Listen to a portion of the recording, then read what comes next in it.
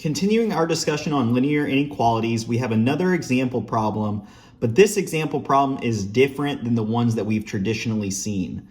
So here our example is if 0 is less than or equal to x, which is less than 3, determine a and b for a, which is less than or equal to 4x plus 1, which is less than b. So basically what we want to do is we want to convert this 0, which is less than or equal to x, which is less than 3, into the a, which is less than or equal to 4x plus 1, which is less than b. And so we're going to do some addition and multiplication manipulations in order to convert this term on the left-hand side to the term on the right-hand side.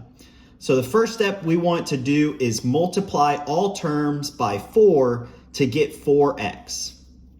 So we can go ahead and do that. So we have 0 times 4, which is less than or equal to x times 4, which is less than 3 times 4, and we're left with 0 less than or equal to 4x, which is less than 12.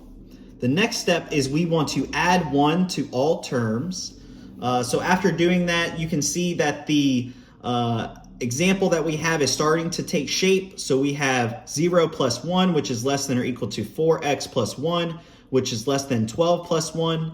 And after simplifying, we have 1, which is less than or equal to 4x plus 1, which is less than 13. And you can see this is the exact similarity to our term that we were trying to generate. And so what we're left with is a, which is equal to 1, and b, which is equal to 13.